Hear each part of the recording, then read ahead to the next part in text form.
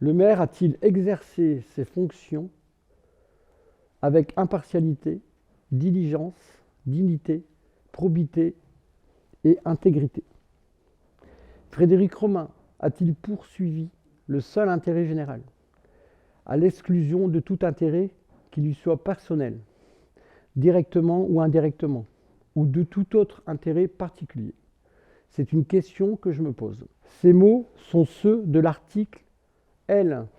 1111-1-1 des collectivités territoriales qui dit que l'article 1, l'élu local exerce ses fonctions avec impartialité et diligence, dignité, probité et intégrité.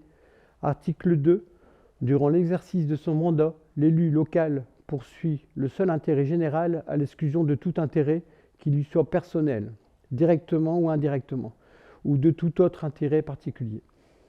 Sans consultation préalable de ses concitoyens et en mettant en relation son ami Dany Dubois avec SFR, le maire a-t-il agi avec impartialité, diligence et intégrité? Est-ce qu'il a poursuivi le seul intérêt général à l'exclusion de tout intérêt particulier? Est-ce que la loi a été bafouée? Je vous laisse juge de faire votre propre opinion. Le CGCT dit également que l'élu local veille à prévenir ou à faire cesser immédiatement tout conflit d'intérêts, qu'il doit s'abstenir de prendre des mesures lui accordant un avantage personnel ou professionnel futur après la cessation de son mandat et qu'il reste responsable de ses actes pour la durée de son mandat devant l'ensemble des concitoyens de la collectivité territoriale et qu'il rend compte des actes et des décisions prises dans le cadre de ses fonctions. Pour terminer, je voulais vous dire que je mesure pleinement mes propos. Ils sont authentiques. Et au nom de la démocratie qui est plus que bafouée aujourd'hui, je voudrais dire aux quelques personnes qui ont contribué à l'arrivée de cette géante verrue dans le chemin à la Brouche, si proche de ma chèvrerie et de mes chèvres, qu'il s'agit du résultat d'un élu, Frédéric Romain, qui a été aveuglé par le pouvoir en concertation avec son ami Dany Dubois.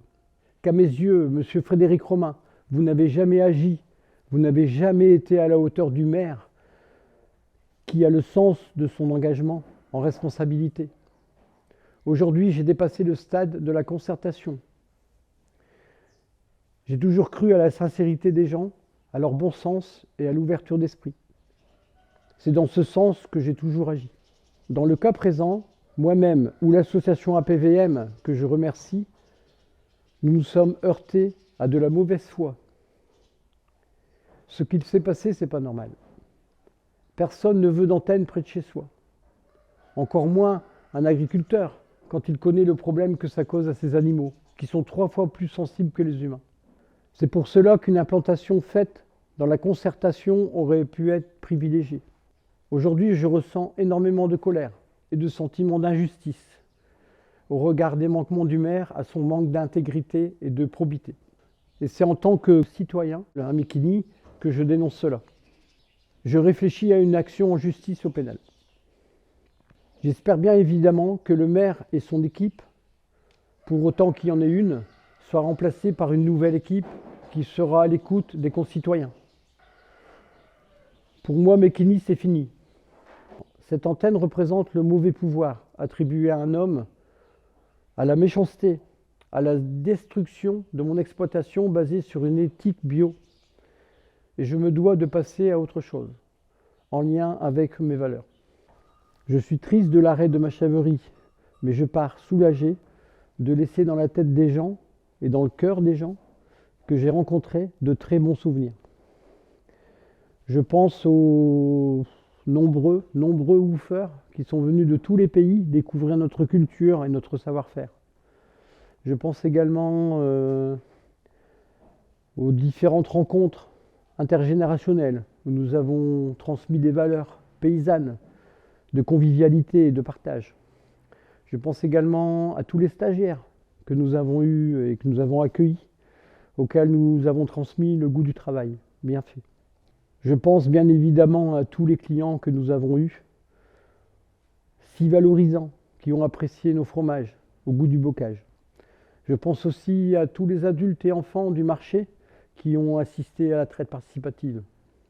Je pense enfin à tous mes chèvres avec lesquels j'ai partagé beaucoup de temps.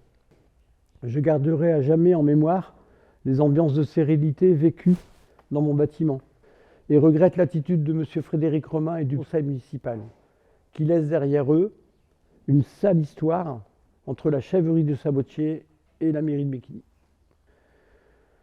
Je compte envoyer à toutes les communes du parc de la Vénois cette vidéo pour montrer que l'antenne de Méquigny est un très mauvais exemple. La commune ne peut-elle pas acheter un terrain d'un particulier pour que les bénéfices reviennent à la municipalité, par exemple?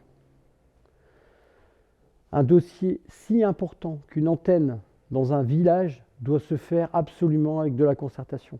Je vous embrasse tous très fort.